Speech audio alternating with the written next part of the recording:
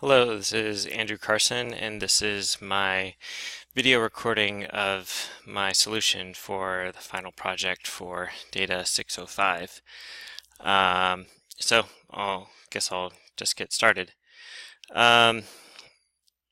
So this first part asked us to pick a variable, find that variable as x,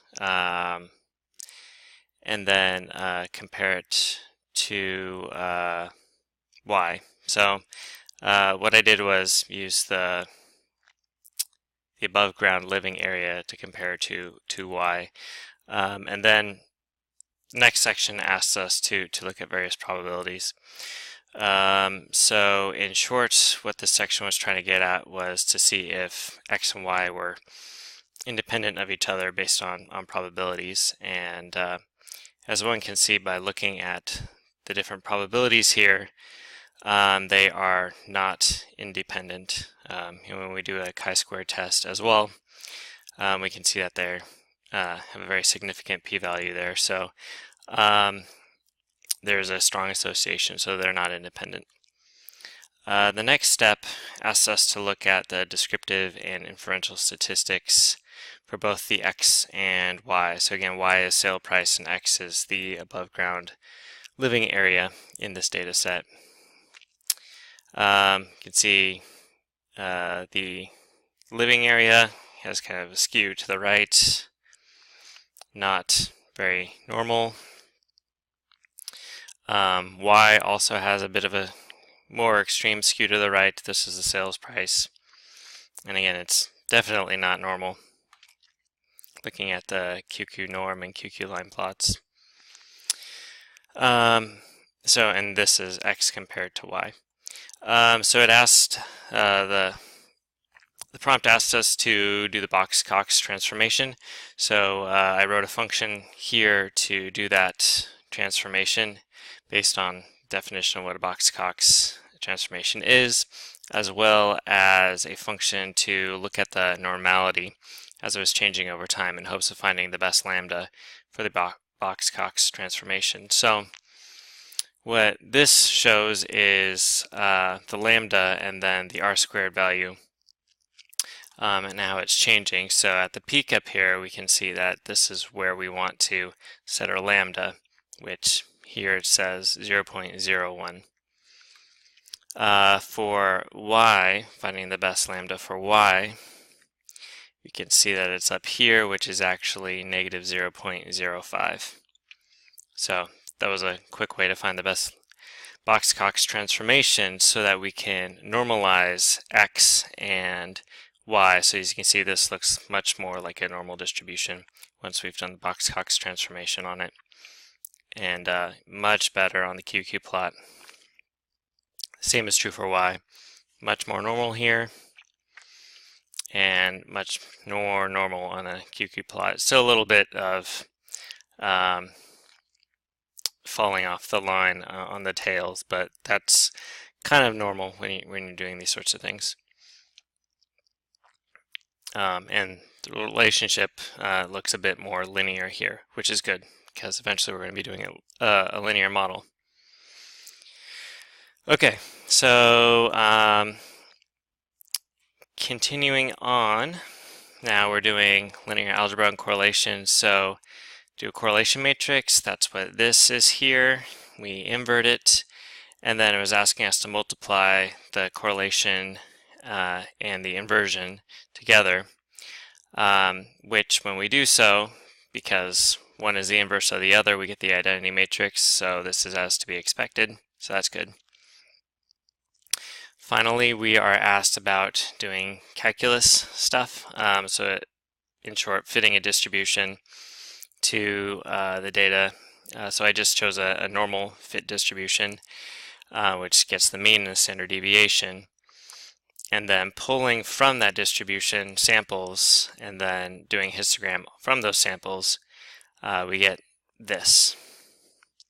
So the idea is, does this match our other data?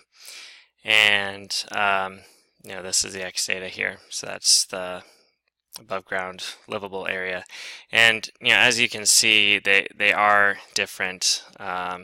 It's not going to be a good mapping because this isn't normally distributed like this up here is. But if we were to look at the Box-Cox transformation, then it would be a much better approximation, because the Box-Cox transformation is going to be much more normally distributed. Okay, so now we get to the more interesting thing, which is modeling. So the thing we were supposed to do here is build a regression model and then submit it to Kaggle, and then do some analysis. So again, this data set is housing prices in Ames based on various features, so trying to predict the sales price. So I'll just kind of go through how I approach the problem. So reading in the data, we got to get the test data, and we already have the training data read in. So the first thing I did was I filled in missing values, and I did this in an automated fashion. While there are perhaps better ways to do this, a quick way to do it was to fill in the numeric missing values with the medians from those columns, and the categorical missing values with what I just used here was missing. So just filled in that value. That way we can use these columns in our model, and it won't exclude the variable. Next, I added features. So I did some feature engineering based on explorations of the data, looking at how each given variable related to sales price, as well as the Box-Cox transformation of the sales price. Try to think about, okay, what would be some additional variables or transformations of the variables that would be useful. So that's what I did here. So how many years old is the garage? In that year, in that month, kind of what was the average price? To account for changes in the market. Dealing with outliers that would throw things off. See what else. Also converting some things that were read in as characters to numeric, as well as here this had numeric values that were really categorical variables. So that's what this is about, is casting them to categorical characters. The next thing that I did was created a whole bunch of binary columns from the categorical variables. The reason for doing this I get to down below, but basically I wanted to be able to loop through all of the variables based on p-value and remove them one by one. And the problem is with using LM, while it automatically splits up a categorical variable into each of the different categories, you can't automatically remove them. You'd have to remove the whole variable. So I figured I would just manually create all of the binary columns and then ignore any purely categorical variables going forward. So that's what I did here. I made all of the variables binary using these loops. And then I subsetted the data so that we only had the numeric variables in the subset, and the numeric includes the binary columns that I created, which consist of zeros and ones. So that's what is done here. Finally, so now we can move on to actually creating the model. This is the initial model here. I removed some variables because of singularities that arise from them being linear combinations of other variables. And the initial R squared was 0.9346, which is pretty good. But as you can see, there's lots of variables that don't appear to have much significance. So my next step was to eliminate the p-values that are really high. So this is where making the variables binary is important. So I could loop through all of the columns and remove those that have a high p-value.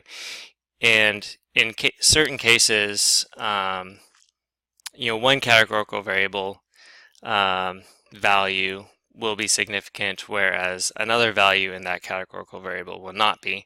So this allows me to keep the ones that are significant within that categorical variable while excluding other values that aren't important. So that's what's going on here. See, the r-squared value doesn't change a whole lot, but we do have a lot less variables, and again, we're only keeping those that are most significant, as you can see by all these stars here. And then I did a third round to try to see what I could do to increase the r-squared value, the adjusted r-squared value. And this was done by only keeping variables that raise the r-squared. So that's what this loop does, is if removing a variable, if I start with all the variables and then I remove a variable and it increases the r-squared value, then I update the model based on that to have fewer variables. So the r-squared value went up a little bit, but again, not very much. Still that 0.93 approximation. So not a whole lot of change there, but it did ultimately end up producing my best Kaggle score. So so you can see all this. We need to check to make sure that the models are meeting necessary assumptions for a model, for a linear model. Constant variation across residuals, equal distribution of the residuals, no obvious pattern, and then do they follow a normal distribution? And roughly speaking, each of these conditions was met. You can see, it looks pretty good. The residuals look pretty good. The QQ plots, maybe not so much. With more time, I would go back and look at these tails to see, maybe if I adjust the Box-Cox transformation or do something else to try to bring these tails closer to the normal line there. But otherwise, it looks pretty good. Okay, so now we go to predicting. So we use the test data and do a prediction. And so that's what this code does, is writes out the prediction based on the best model that I had. So using the best model that I had, I submitted it, got rank as of the time of writing this was 1,353. So that was just over the 50% line. So barely into the top 50%. But that was kind of what I was hoping to get to in all this. So final conclusion, well, what really matters in determining a house price? We all know location, location, location, but what else matters? Unsurprisingly, it's square footage, what kinds of materials are used for the house, the overall condition of the house, basement size, zoning is important, but nothing really surprising there. So all that to say, these are really significant, really well correlated with the sales price. So that's my final project. So thank you.